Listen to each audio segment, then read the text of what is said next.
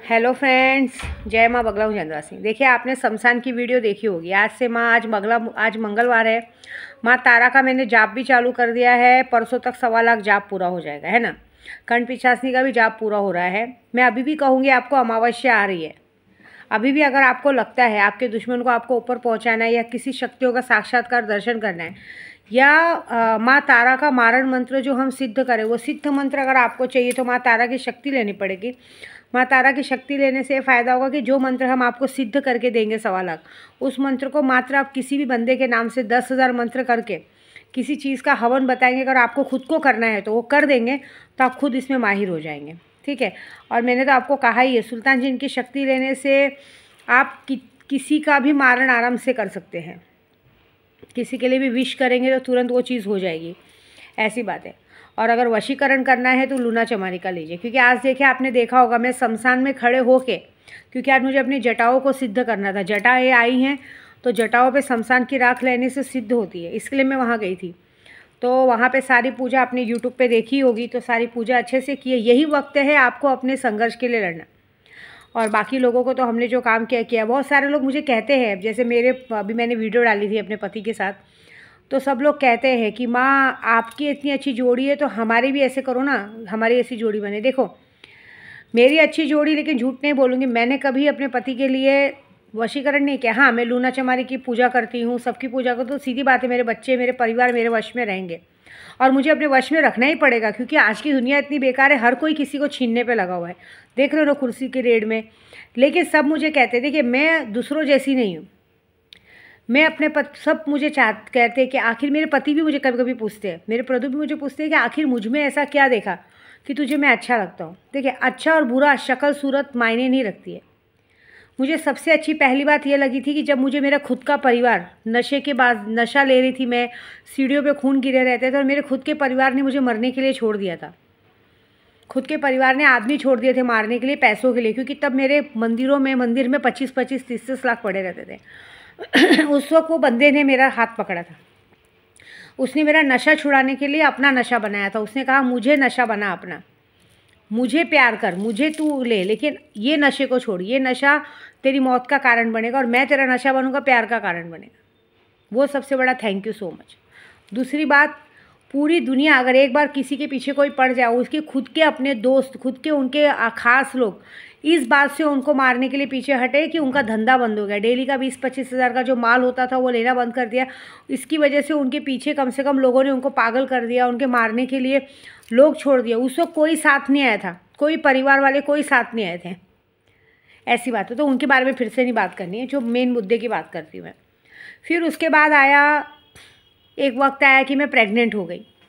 देखिए, एक आदमी पीछा छुड़ा के चला जाता है। अभी आज की तारीख में एक लड़की है मेरे पास, गुजरात से काम कराई, उसको तो बच्चा भी हो गया है, एक लड़का है। गायत्री नाम की लेडीज़ है बेचारी, उसका काम मैं कर रही हूँ। अभी अमावस्या पूरा होगा, क्योंकि काम डिफ़िकल्ट है। एक्चुअली वो जो काम बोल रही है वो ऐसे बंदे के लिए काम बोल रही है, क्योंकि वो लड़का ही नीच किस्म का है। वो पता नहीं कितनों की ज़िंदगी बर्बाद कर चुका है। मैंने उनको पहले ही कहा है कि वो उस लायकी के तो नहीं है, लेकिन भाई कैसा बच्चा है तो चाहिए। नहीं तो मैं अगर होती तो मैं कह देती कि आप दूसरा कोई ऑप्शन देखो, ऐसे लोगों के साथ मरने से मतलब नहीं है।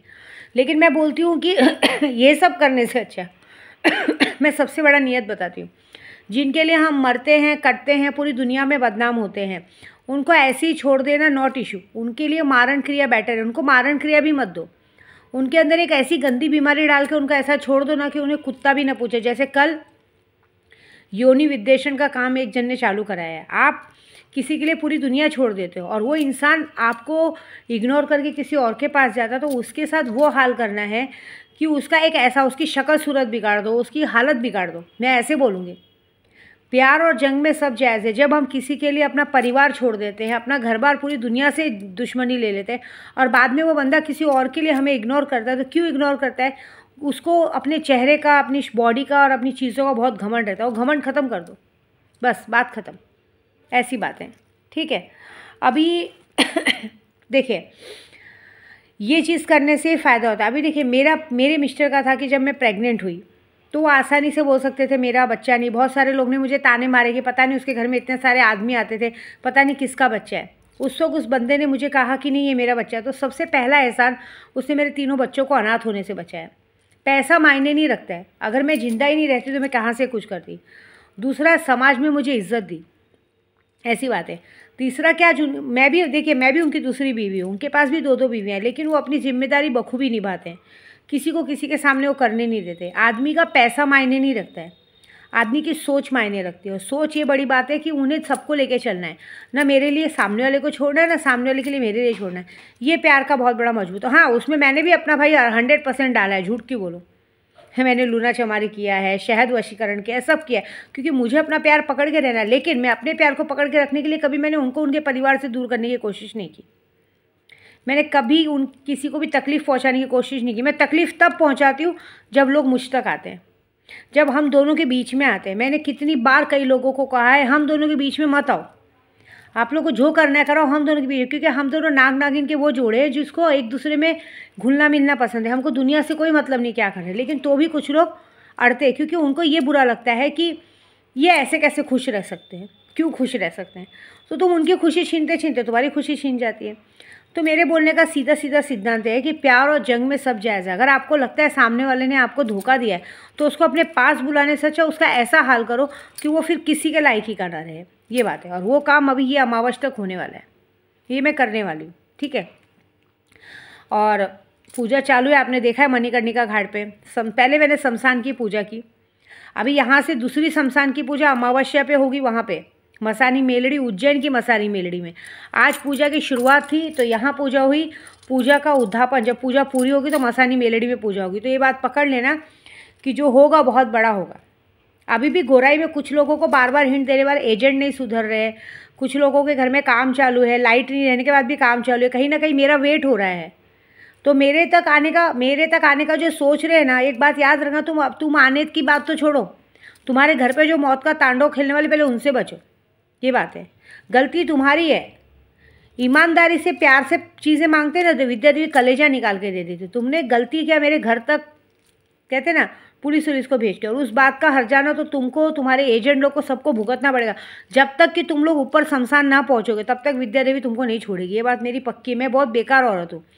मैं पहले तो किसी के नाद लगती नहीं, और कोई मेरे नाद लगे तो मैं उसको छोड़ती नहीं। मैं जब तक जिसने मेरे को भूली नहीं हूँ, जिसकी वजह से मैं अपना घर छोड़ी हूँ, जिनकी वजह से मैं अपने बच्चों से नाराज़ हुई हूँ, याद रखना मैं किसी को भूली नहीं हूँ।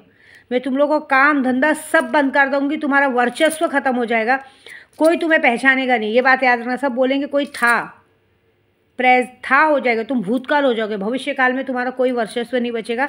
ये मेरा वादा है। क्योंकि मैं इस वक्त किसी के लिए अगर जी जान तोड़ के किसी को जिताने में मदद कर सकती हूँ ना, तो अगर मेरे तक कोई आए तो उसको बर्बाद करने में भी मैं पीछे नहीं हटूँगी। ये बात याद रखना। तो वेट एंड वॉच, अभी जो होने वाला है उसके लिए तैयार हो, क्योंकि मैंने 99% की पूजा तो आज शमशान में कर दी। मैं यहाँ जब करूँ ना करूँ, वहाँ जो मैं काम करके आई उसे मैं जानती हूँ, और जिस तरह से लोग पागल होंगे उसे मैं जानती हूँ। क्योंकि वहाँ जो मैंने काम किया ना, उससे जितने लोगों को अपने शरीर का घमंड है, उनको चमड़ी का इन्फेक्शन होने वाला है। पता है मैं क्या करके आई? जिनको अपनी खूबसूरती का घमंड है, जिनको ऐसा लगता है, जिनको अपनी बातों का घमंड है, तो आवाज़ सुंदर हो सकती है, लेकिन तुम्हारे शरीर का जो चमड़ा तुम्हारा सड़ना शुरू होगा, उसके बाद सामने वाला सिर्फ तुमसे फ़ोन पे तुम्हारी आवाज़ सुन के भले तुमसे मोहित होगा, लेकिन सामने से जैसे ही तुमको देखेगा ना, तो एक इंसान कैसे घिनाता है देख के, घर की बदबू से, उस तरह से तुम लोग का हाल करने वाले हो। जो होगा बहुत बड़ा होगा, ठीक है। तो बस वेट एंड वॉच।